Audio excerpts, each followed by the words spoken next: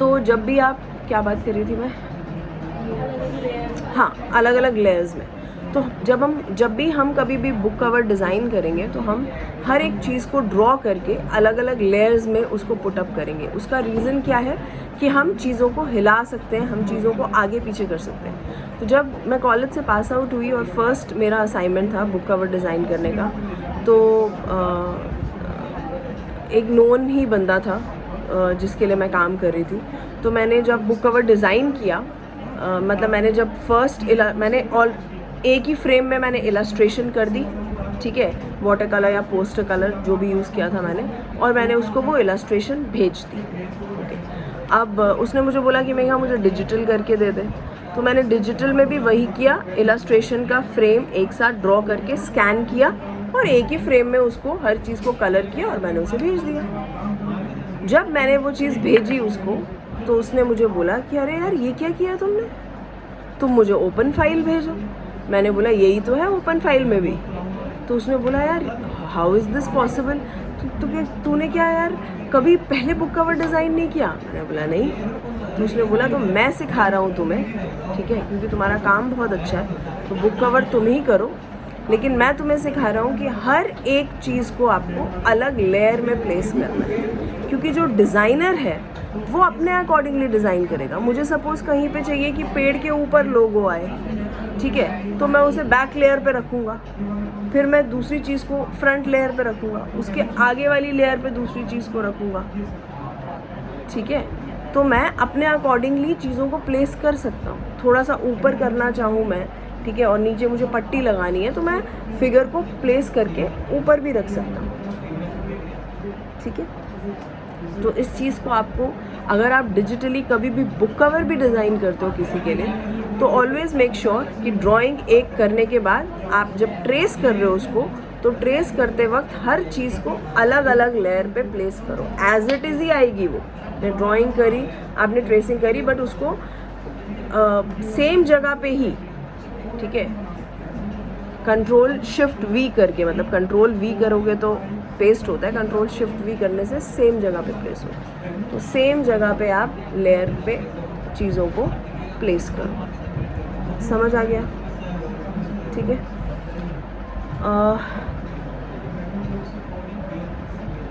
Okay, target audience के ऊपर हमने बात कर ली कि जब भी हम कोई बुक कवर डिज़ाइन कर रहे हैं तो सबसे इम्पॉर्टेंट चीज़ें क्या है? दो चीज़ें सबसे इम्पॉर्टेंट है, फॉन्ट और विजुअल। जैसे कोई भी चीज़ आप डिज़ाइन करते हो तो दो चीज़ें सबसे इम्पॉर्टेंट होती हैं आपकी, आपका विजुअल और आपकी टाइपो, ठीक है। जब अगर आप एज इलस्ट्रेटर काम कर रहे होगे मार्केट के अंदर, तो हो सकता है कि डिज़ाइन कोई और कर रहा है, देयर इज़ अनदर डिज़ाइनर, तो फिर आपको ये सब सोचने की ज़रूरत नहीं है, आपका काम सिर्फ विजुअल डिज़ाइन करना होगा, आप दे दोगे उसको।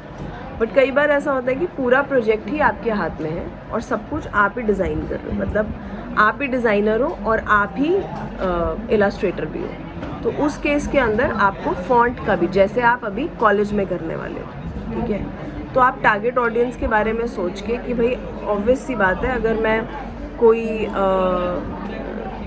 ऑसवर्ल्ड जैसी स्टोरी बना रही हूँ, ठीक है, या इलस्ट्रेशंस बना रही हूँ, तो ऑसवर्ल्ड का देखा है तुमने ऑसवर्ल्ड?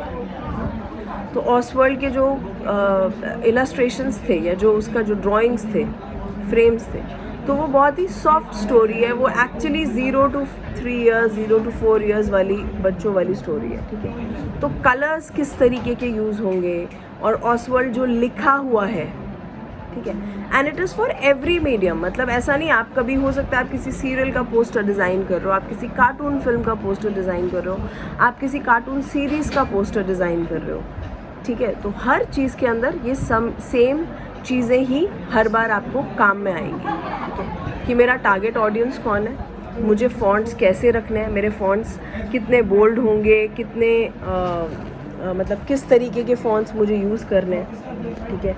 और दूसरी चीज़ कि मुझे कलर्स कैसे यूज़ करने हैं, कलर स्कीम कैसे रखनी है, और मुझे किसी भी चीज़ का इंटरप्रिटेशन बेसिकली कैसा रखना है। समझ आ गया? क्लियर है?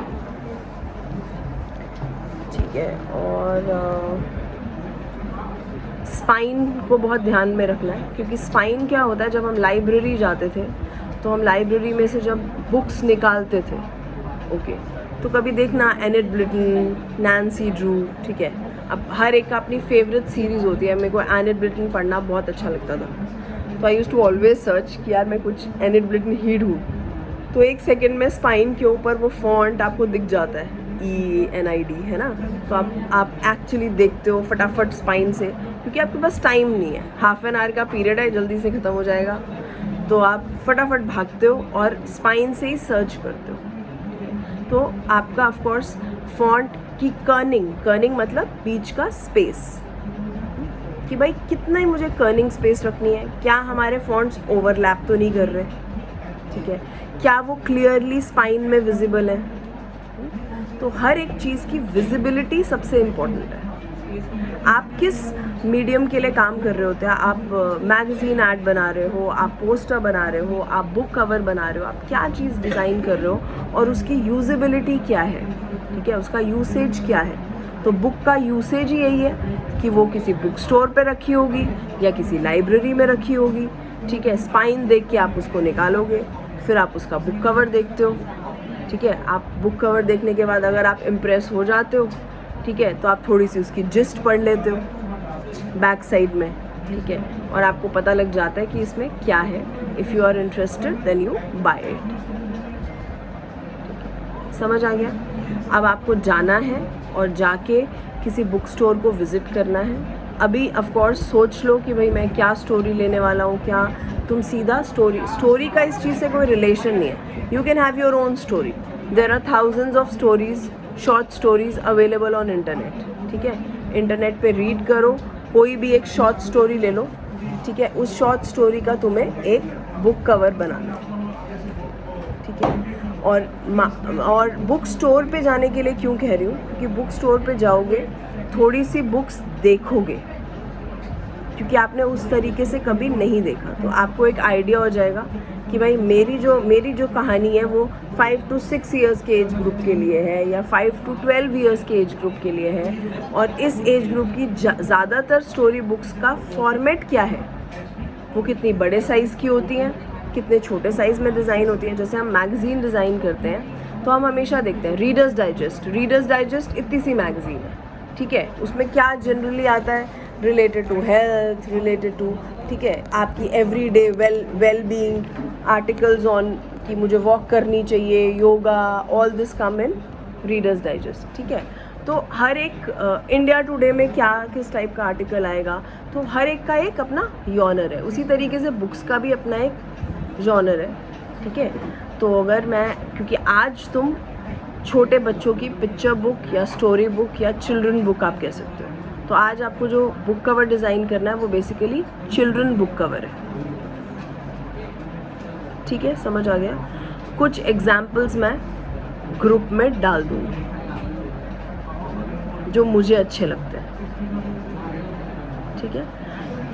चिल्ड्रन बुक कवर, ठीक है, और आगे आने वाले फिर कुछ टाइम में हम लोग नॉवल भी करेंगे, कुछ डिटेक्टिव भी करेंगे, हाँ, थ्रिलर करेंगे, कुछ ऐसा करेंगे सो दैट कि आपको एक आइडिया हो और थोड़ी एक वैरायटी ऑफ बुक कवर्स हो जाए। जनरली एक ही वीक आता है बुक कवर का, पर मैं ये चाहती हूँ, देखो अगर दोबारा से वीक कोई नहीं भी आ पाता तो मुझे लगता है तुम्हें खुद को जब टाइम मिलता है यू शुड डिज़ाइन, आप अपने फोलियो में, क्योंकि आप जो भी काम कर रहे हो कॉलेज के अंदर it is actually for your portfolio, ठीक है। तो अगर आपको इलस्ट्रेशन में जाने की इच्छा है कि भाई मुझे फ्यूचर में मैं बुक इलस्ट्रेशंस कर सकती हूँ या मैं टीचिंग करते करते बुक इलस्ट्रेशंस कर सकती हूँ, ठीक है, तो आप डेफिनेटली आप ऐसा पोर्टफोलियो बना सकते हो कि आपके पोर्टफोलियो में बहुत सारी स्टोरी बुक्स हैं, आपके पोर्टफोलियो में आपने 10 तरीके के बुक कवर्स डिज़ाइन किए हुए हैं। आप जब किसी भी पब्लिकेशन को अप्रोच करते हो और वो आपका फोलियो मांगता है तो आप अपना फोलियो उसी तरीके का डिज़ाइन करके भेज सकते हो।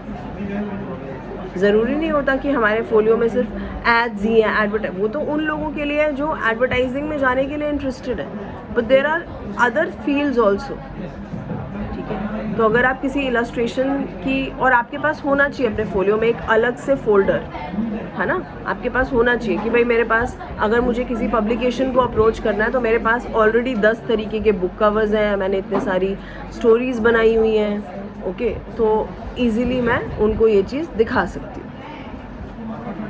समझ आ गया? चलो ठीक है, ओके।